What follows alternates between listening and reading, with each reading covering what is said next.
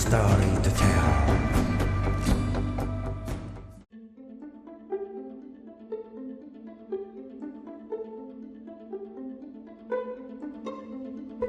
The F-15 is a famous American heavy fighter with own versions of air superiority and ground attack.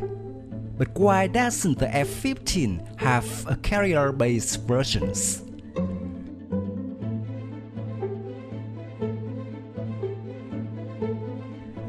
Back in the 1980s and 1990s, two types of heavy fighters symbolized American air power: the powerful F-15 Eagle and the sophisticated F-14 Tomcat.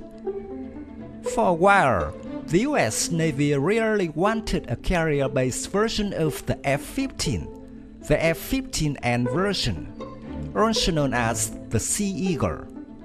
Proposed by McDonnell Douglas in 1971. At the time, the F-15 was still in the pre-development stage.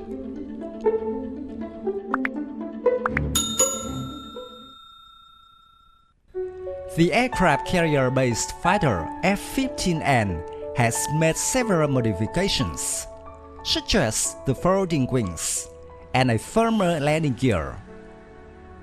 In McDonnell Douglas' opinion, due to its excellent thrust-to-weight ratio and good visibility, the F-15 could easily be transformed into a carrier-based fighter with superior features.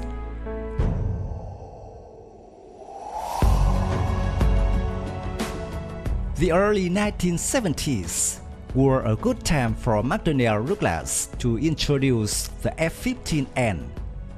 The F-14 had been in service since 1974, but was encumbered by inefficient Pratt & Whitney TF-30 engines.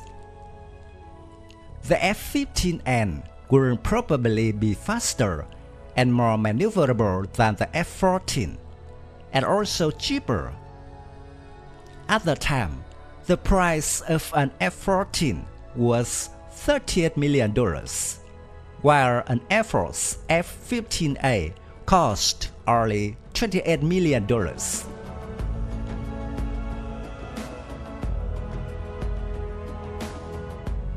In terms of weapons, the original design of the F-15N was only armed with short-range sidewinder and middle-range special air-to-air missiles, and an aviation cannon.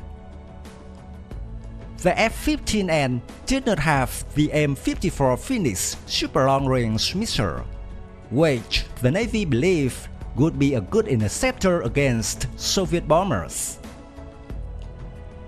Navy studies suggested that if the F-15N was equipped with M54 missiles and AN/AWG-9 long-range radar, the F-15N would be 4.5 tons heavier than the F-15A.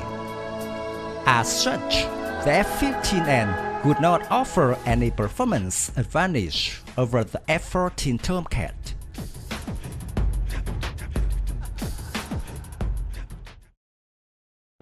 McDonnell Douglas and Hughes responded with the F-15N PHX version.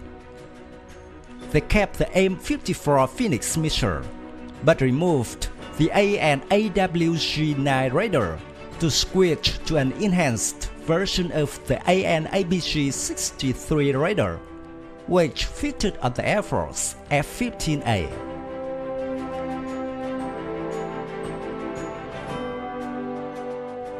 The Navy version of the F-15 was tested in March 1973.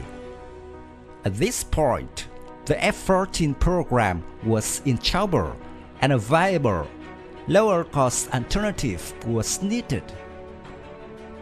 In the end, the Navy stuck with the F-14 Tomcat, and the US Navy continued to develop a light fighter version, resulting in the F/A-18A.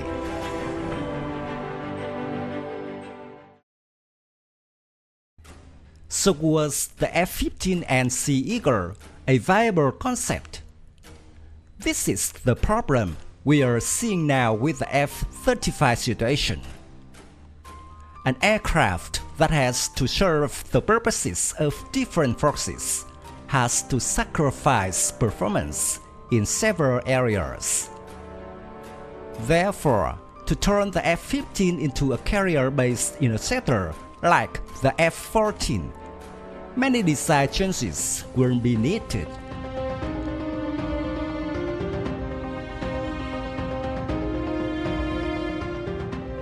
The problem of procurement of forces in the US military is not simple.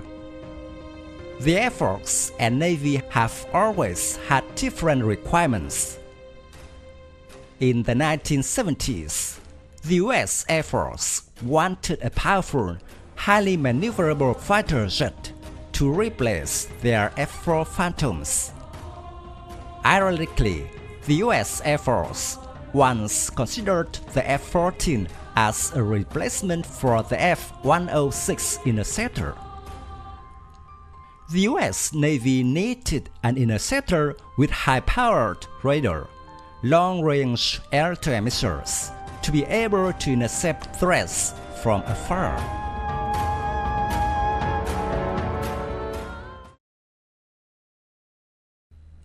And of course, there was the political element.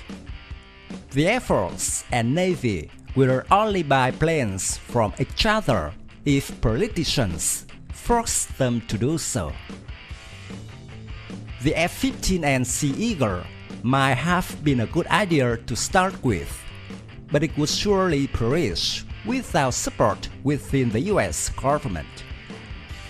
And as a result, the US Air Force and Navy have their own main fighters as they like.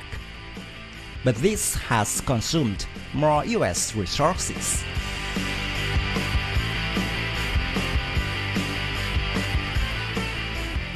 My video about the US F-15N Sea Eagle answer. Thank you for watching. If you find this video interesting, please give me your thumbs up. Don't forget to subscribe to support the channel.